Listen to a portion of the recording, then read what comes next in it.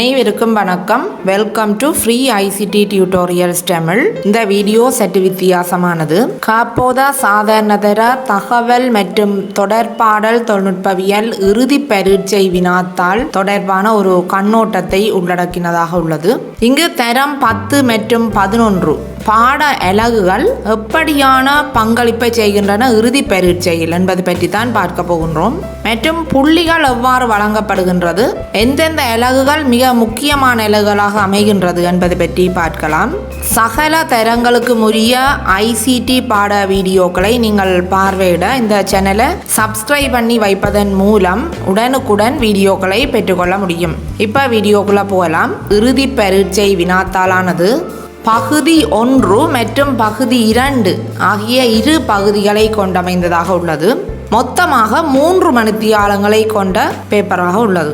இதை தவிர பொதுவாக மேலதிக வாசிப்பு நேரமாக 10 நிமிடங்கள் வழங்கப்படுகின்றது. இன்ஸ்ட்ரக்ஷன்ஸ் அறிவுறுத்தல்கள் மற்றும் பகுதி 2 வினாக்களை தெரிவு செய்வதற்காக இதனை பயன்படுத்தலாம். இந்த பகுதி 1 வினாத்தாளானது 40 பல் தேர்வு வினாக்களை கொண்டது.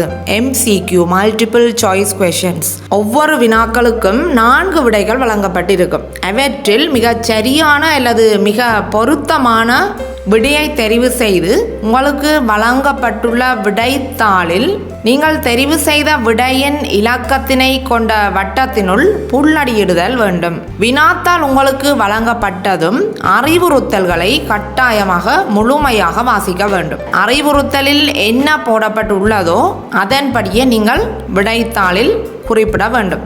சில வருடங்களுக்கு முன்னர் பகுதி 1 விடைத்தாளில் தெரிவு செய்த விடை இலக்கத்தினை உடைய அந்த வட்ட வடிவத்தை இடைவெளியின்றி நிலற்ற வேண்டும் என குறிப்பிடப்பட்டிருந்தது. ஆனால் தற்போது புள்ளடியிட சொல்லித்தான் கேட்கப்படுகின்றது. அதனால அறிவுறுத்தல்களை முழுமையாக வாசிக்க வேண்டியது அவசியம். பகுதி 1 வினாத்தாளை பொறுத்தவரையில் தரம் 10 மற்றும் 11 ஆகியவற்றில் உள்ள சகல அலகுகளையும் உள்ளடக்கியதாக இது காணப்படுகின்றது. ஒவ்வொரு வினாவுக்கும் 1 புள்ளி வீதம் 40 புள்ளிகளை பெற்றுக்கொள்ள முடியும் நீங்கள் இந்த பகுதி 1 வினா பத்திரத்தின் ஊடாக. ரைட், இப்போது நாங்கள் பகுதி 2 பற்றி பார்க்கலாம். இங்கு மொத்தமாக 7 பெரிய வினாக்கள் காணப்படுகின்றது. ஒவ்வொரு பெரிய வினாவும் சில உப வினாக்களை கொண்டிருக்கும். பகுதி 2 மூலமாக மொத்தமாக நீங்கள் 60 புள்ளிகளை பெற்றுக்கொள்ள முடியும். இங்கு முதலாவது வினாவானது கட்டாய வினாவாக அமைகின்றது. இந்த முதலாவது வினா 10 உப வினாக்களை கொண்டுள்ளது. ஒவ்வொரு உப வினாவிற்கும் தலா 2 புள்ளிகள் வீதம் மொத்தமாக முதலாவது வினாவிற்கு 20 புள்ளிகள் வழங்கப்படுகின்றது. தரம் 10 மற்றும் 11 அமைந்துள்ள பெரும்பாலான அலகுகளை உள்ளடக்கியதாக காணப்படுகின்றது. இந்த முதலாவது வினா பிள்ளைகள் தெரிவு வினா அல்ல, கட்டாய வினா அனைவரும் செய்ய வேண்டும். பகுதி 2 உள்ள 2 தொடக்கம் 7 வரையான 6 வினாக்களும் தெரிவு வினாக்களாக அமைகின்றன. இந்த 6 வினாக்களில் நீங்கள் ஏதாவது 4 வினாக்களை தெரிவு செய்ய வேண்டும். எந்தெந்த வினாக்களுக்கு மிகச் சரியாக விடையளித்து நீங்கள் கூடிய புள்ளிகளை பெற முடியுமோ அந்த வினாக்களை தெரிவு செய்து கொள்ள வேண்டும். இந்த 4 வினாக்களில் ஒரு வினாவிற்கு 10 புள்ளிகள் வழங்கப்படுகின்றன. ஆகவே 4 வினாக்களிற்கும் 40 புள்ளிகள் வழங்கப்படும். இங்கு பார்த்தீர்களாயின் பகுதி 1ற்கு 40 புள்ளிகள், பகுதி 2ற்கு மொத்தமாக 60 புள்ளிகள் வழங்கப்படுகின்றது. அந்த பகுதி 2 வினாக்களில் முதலாவது வினாவிற்கு 20 புள்ளிகளும் ஏனைய தெரிவு வினாக்கள் 4ற்கும் தலா 10 புள்ளிகள் வீதம் 40 புள்ளிகளும் வழங்கப்படுகின்றது. மொத்தமாக 60 புள்ளிகள். ரைட், அடுத்ததாக நாங்கள் எந்தெந்த அலகுகள் பகுதி 2 முக்கியத்துவம் பெறுகின்றன என்பது பற்றி பார்க்கலாம்.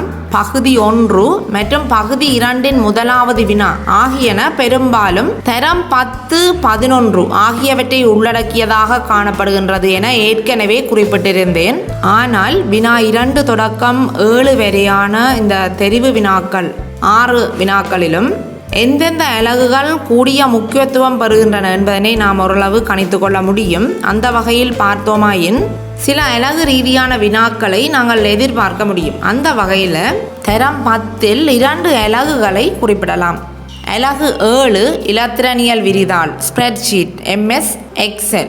இந்த அலகில் ஒரு பெரிய வினாவும், அலகு 9 தரவுத்தளம் டேட்டாபேஸ் MS Access இதில் ஒரு பெரிய வினாவும் ஒவ்வொரு வருடமும் வருவது வழமை. இந்த பாடங்களுக்கு உரிய வீடியோ லெசன்ஸ் ஏற்கனவே இந்த சேனல்ல அப்லோட் பண்ணி இருக்கின்றேன், பார்த்து கொள்ள முடியும். தரம் 10 ஏனைய அலகுகள் பகுதி 1 வினாக்களாகவும் மற்றும் பகுதி 2 முதலாவது வினாவிலும் வருவது வழமை. தரம் 11 பார்த்தோமாயின் அலகு 1 பிரச்சனைகளை தீர்ப்பதற்கு செய்நிரல்களை எழுதுதல்.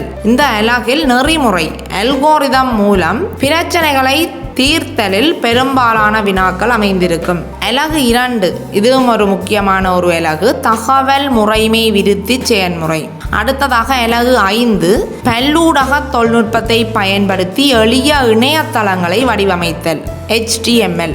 இந்த அலகு 5 HTML உடன் அலகு 3 இணையம் மற்றும் மின்னஞ்சல் என்ற அலகில் உள்ள வினாக்கள் சேர்ந்து ஒரு பெரிய வினாவாக வருவது வழமை. HTML தொடர்பான முழுமையான காணொளிகள் இந்த சேனலில் ஏற்கனவே போடப்பட்டுள்ளது பகுதி பகுதியாக. நீங்கள் HTML தொடர்பான ஒரு தெளிவான அறிவை முழுமையாக பெற வேண்டுமாயின் இந்த வீடியோக்களை நீங்கள் பார்த்து கொள்ள முடியும். HTML தமிழில் என்ற ஒரு பிளேலிஸ்டில் போடப்பட்டுள்ளது. ரைட், அடுத்ததாக அலகு 6 ஒரு முக்கியமான அலகு, சமூகமும் தகவல் மற்றும் தொடர்பாடல் தொழில்நுட்பவியலும். தரம் 11 அலகு 1, அலகு 2, அலகு 5 மற்றும் அலகு 6 பகுதி 2 தொடக்கம் 7 வரையான 6 தெரிவு வினாக்களில் நீங்கள் எதிர்பார்க்கலாம். முழுமையாக கடந்த கால வினாக்களை பயிற்சி செய்வதன் மூலம் உயர்ந்த பெறுபேறுகளை நீங்கள் பெற்றுக்கொள்ள முடியும். வாழ்த்துக்கள் மாணவர்களே. இந்த காணொளியை பகிர்ந்து கொள்வதன் மூலம், அதாவது ஷேர் பண்ணி கொள்வதன் மூலம் அனைத்து மாணவர்களும் பயன்பெற முடியும். நன்றி.